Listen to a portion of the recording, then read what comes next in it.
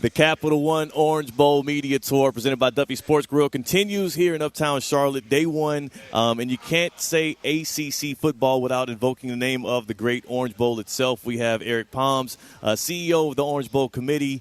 And you know what? This must be a bore of a college football year for you. Not much to do around the Orange Bowl this year, huh? There's nothing going on. Yeah. It's been kind of an easy year. No, you got the quarterfinal this year, and you're also going to be part of the host committee that is leading the national championship game. In the span of 2 weeks, we're going to have two of the biggest college football games in the world happening right there at Hard Rock Stadium. Before we get into the minutia of everything else going around with college football, what is your role in making sure those two games happen the right way? Two different roles.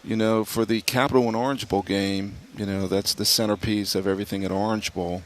So we're the promoters of that game. So, it's everything involved with, the sales efforts to the management to the relationships that maintains South Florida's oldest tradition. It's 92 years.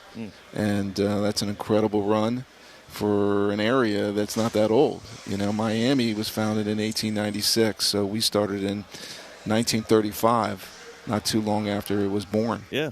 And that mission statement has not changed. It's always been about economic development, and by virtue of the success of the bowl game and all the other events we do is to give back to the community.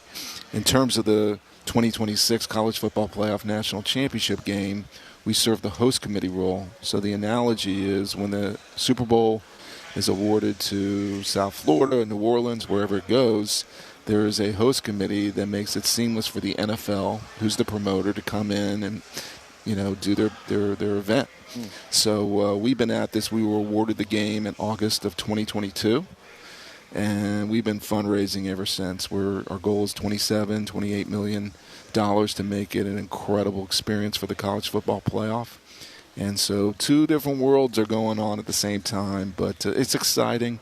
It's going to be an amazing year for South Florida, kicking off with the quarterfinal on January 1. Then you have the Winter Classic the next day at Lone Depot Park between the Panthers and the Rangers. 17 days later is the 2026 College Football Playoff National Championship game. The early March window is when the World Baseball Classic is back at Lone Depot Park. Miami Open, Formula One, World Cup, NASCAR. It is like nothing South Florida's seen, and I think you'll feel it in Palm Beach County all the way down to the Keys, out to Naples.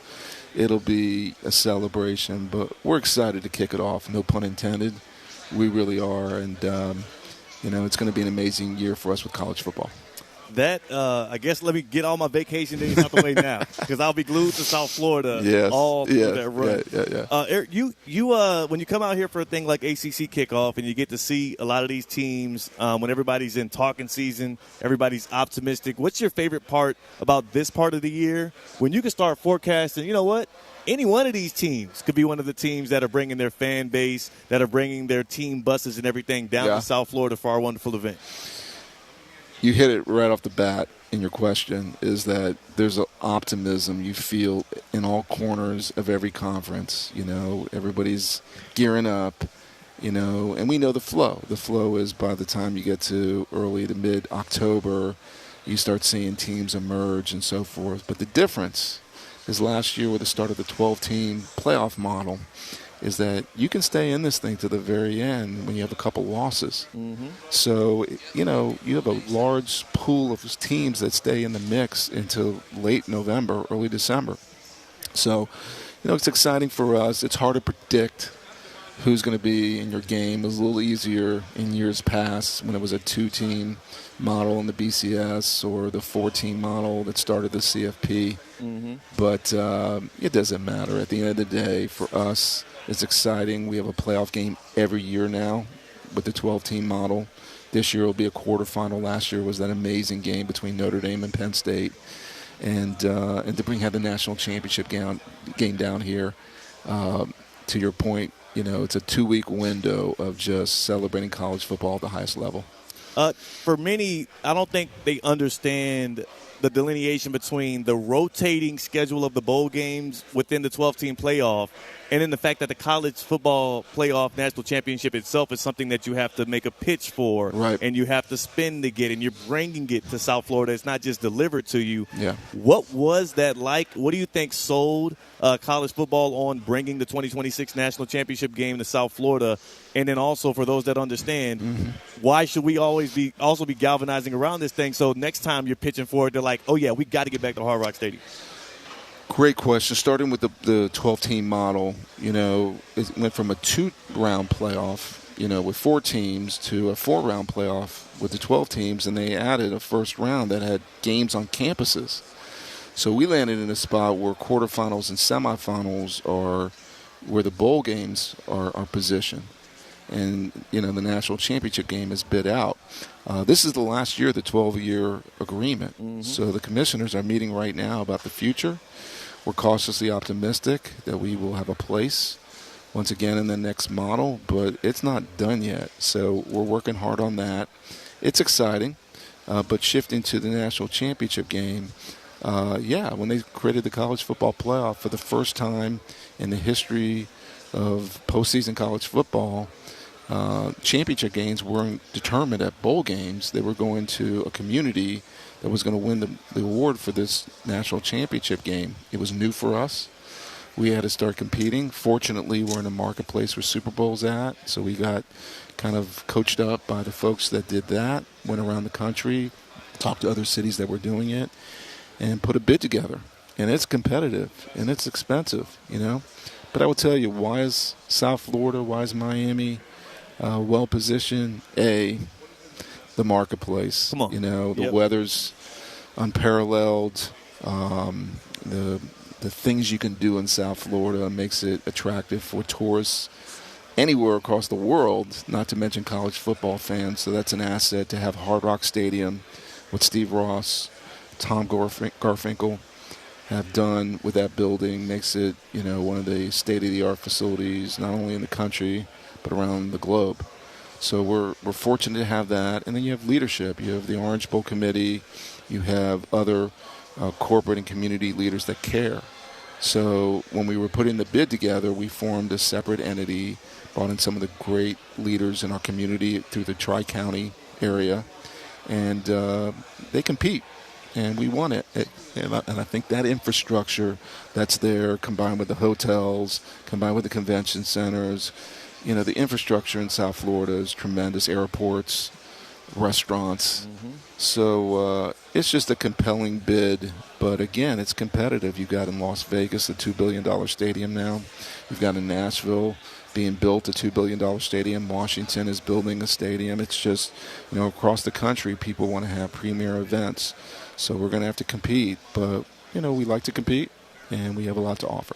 I ain't gonna lie, Eric Poms here. You might be CEO of the Orange Bowl Committee. You sound like a ACC football coach right now, the way you're talking about competing and strategizing. I'm like, man, are y'all running through a tunnel next? I'm curious for you, the 12-team playoff model.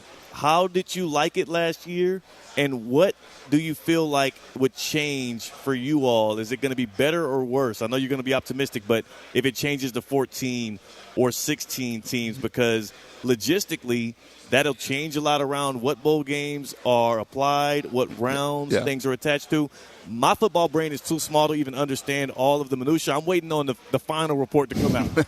All of the rumor mill stuff I can't keep a hold of, but what would a shift to 14 or 16 teams mean for you all? And then what's the easiest way to express that to fans who are concerned about where the future of college football is going? Well, first of all, looking back a year ago, it was very much different. In the 14 model, you kind of knew who you had right off the bat in early December. In this 4-round, 12-team playoff, we were a semifinal. So there were 2 pods of 3 that could feed into our game. But they had to play two of those teams played a first-round game. One was the SMU Penn State game, right? So we had to wait on that result, and the other was Indiana Notre Dame. And then they went on to the Fiesta Bowl and Sugar Bowl. And we're just sitting there waiting, who's going to be in our matchup? And it was just different, from an organizer's point of view. But it was exciting. What emerged was incredible matchup. I mean, you couldn't have drawn up. Have Notre Dame play Penn State. They hadn't played in 25 years. They were fierce rivals all through those years, and the stakes that were high, and then the game itself was just so compelling. So it was a tremendous experience. But yeah, when we look to the future, it quite very much may end up staying at 12. Mm-hmm. There's a debate going on. It's been reported that 16 has been tooled around with in two different models, the 4-4-2-2-1-3. Yeah. You can see all these numbers. It's not like a defensive formation now. It's automatic spots coming in, and the other's the 5 guarantees with 11 at-larges. Mm-hmm. And how does it impact us? For bowl games, I'm not sure it will. We're positioned for quarterfinals and semifinals. Those games will be played on the front end and first-round platforms. Mm-hmm. But, it would change the field. And the biggest change this year is they went from, the byes going from the 4 highest-ranked conference champions to the 4 highest-ranked teams. And that will be impactful. It'll change the way, I think the quarterfinals will see what's going to be in their games. So, for example, last year, because the 4 highest-ranked conference champions got the byes, 2 of them weren't in the top 4. And that was, Boise State wasn't in the top 4, and Arizona State wasn't in the top 4. So what happened was you had a matchup. Oregon has to play Ohio State in the Rose Bowl in the first round. You won't see that this year. It'll be more traditional that the bracket will be set with based on the seeds and so forth. So in the end, we're very, proud to have a playoff game every year, a game of relevance towards the national championship game, and that's with the Capital One Orange Bowl. And then we'll see what happens with the final 2 that emerge on January 19th. What do you think the priority, and you can be honest about this because you're not in those rooms debating out 12, 14, 16, 28, whatever they want to get to. What do you think their priority is? Do you think it's more about how do we generate the most revenue, or do you think it tears more towards how do we crown a true champion in college football? Because sometimes for fans, it's like, well, I don't care about the money. I want to know that the best team won the title. We've tried all these different iterations, BCS, the 14, the 2, all of these different things. It's hard to figure out whether or not what's the best way to crown a true champion. But what do you think their priority is when those school presidents get together? It's a great question. The CFP structure, where it's the CFP Management Committee, the commissioners, Notre Dame's athletic director, they're focused on building the model. They bring it to the board of managers, which is the president's level that finally endorses and approves the model. That's a great, I think there's a lot of different priorities in that room. Certainly, driving revenue is important to them in the enterprise, but equally as important is the competitive model, and to make, a structure feed into making it as fair as possible. It's a little more challenging, I think, than you might find at other leagues, NFL, whatever, where you have, different conferences that play different schedules. It's not a unified schedule. So, they have to figure out what the, protocols for the selection committee are going to be. How do they weight certain variables to determine who gets in? So go back to last year. South Carolina ended up with a great run at the end, great wins. They beat Clemson, etc. You had Ole Miss that had a hell of a year, had some big wins, beat Georgia at home towards the end of the year. I think Lane Kiffin's still talking about that. Yeah, you got Alabama, and they didn't get in. Yeah, but a year earlier, things worked out for Alabama. So I think there has to be a focus on the consistency so that, year after year there's a focus, that they can understand coaches and teams of what they're going to be weighting. That's equally important. I think the scheduling and the timetable, college football is intense. And now there's a week 0 and it goes to early December, and then all of a sudden there's a 4-round playoff. So I think they're waiting and they're seeing the spacing, how they overlap with the NFL. There's a lot of things they're deliberating on, and they want to get it right. So I think they're being thoughtful, deliberate in their discussions, and they got to figure something out by the end of this calendar year. Do you miss it? Do you miss what college football was, what we grew up on? It just is a totally different game now, totally different atmosphere. Yeah. Do you miss any of that?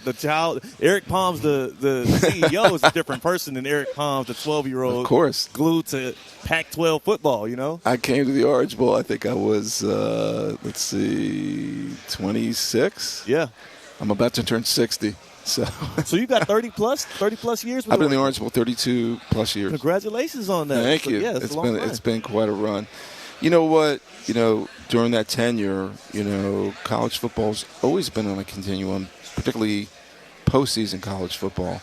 I came in when it was the Bowl Coalition. Yeah. 3 years later was the Bowl Alliance. Then there was 16 years, four-year terms of the BCS. And now we're in the last year, the 12-year term of the CFP, soon to be expanded. And you know what you learn? You embrace change.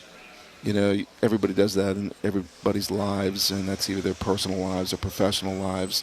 Nothing stays the same, and there's a lot of pressures. This is, to me, the biggest inflection point that I've seen in my time at the Orange Bowl. I think people would say it may be in history what's happening right now.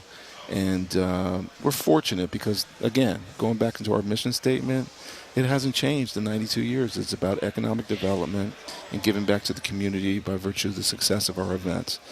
So we still have that opportunity, and, we got to work hard at it. It's not just going to unfold and be there. So we're excited. And to your question earlier, we're going to compete. Yeah, it's going to compete. Look, somewhere in there, 12-year-old Eric is screaming out, "We miss it. I miss it. I miss when USC was in the Pac-12. No, but I get it. Yeah. And it makes a lot of sense when you're in because y'all are growing with it. And that's the reason why the Orange Bowl has been such a mainstay for 92 years and ongoing is because you evolve with the way that the sport is going. Yeah. Lastly, I got to ask, as the Orange Bowl evolves, so does Palm Beach County and the Treasure Coast benefit from it. Of course, myself, I'm with ESPN West Palm. The people of the 561 area, the 772 area are curious, how does the CFB National Championship and the quarterfinal Orange Bowl, how is that going to impact our community? How much does the Orange Bowl care about, showing love to the fans that are a little bit north of Dade and Broward County? Our footprint is South Florida, and Palm Beach County is in the heart of South Florida. So, they're incredibly important to everything about Orange Bowl. From our membership, we have quite a few Orange Bowl members. From Palm Beach County, it's grown. I think we're at 30 members of the Orange Bowl Committee. These are great leaders there. Our connection to our event, platforms that we look towards. We want to be in Palm Beach County, So Orange Bowl, we do a lot of partnerships. We built the field, Orange Bowl Field at Glades Pioneer Park out in Belle Glade. That's something we're incredibly proud of. Partnered with Palm Beach County on that. Right now we're partnered with the school district of Palm Beach County on doing innovative learning centers, taking libraries and transforming them into media centers. And I think we're doing 5 more in the next stretch. We're doing events, each and every year. We do a big event in Lake Worth where it's a holiday fest and give back. We're involved with youth football up there. So we're there. The national championship game, there's a whole array of events that are taking place there. There's a big golf tournament that's there. There's a luncheon coming up there. There's a community celebration coming up there. It's everything that we're about, and we love the partnership with so many corporate entities that are based in Palm Beach County, including ESPN West Palm. We love you guys. And our intention is just to keep building and expanding because in the end, it's South Florida that makes Orange Bowl go. And Palm Beach County, again, is in the heart of that. Gotta love that. Excited for the many things that's coming our way with the Orange Bowl in the quarterfinal. And again, separate but also of elevated value, the national championship a couple of weeks later. So mark your calendar. It's going to be a noon kickoff January 1st this year. Noon kickoff on January 1 and a primetime kickoff on January 19th. And I'm sure the hotels are going to fill up in Palm Beach County, Broward County, Miami-Dade County, everywhere. And it's just going to be really exciting and a big year. Happy planning. Yeah. Again, Eric Poms, CEO of the Orange Bowl Committee. Looking forward to a great year and ending it right where it all starts, South Florida. You got it. Thanks. Thanks so much. Yep.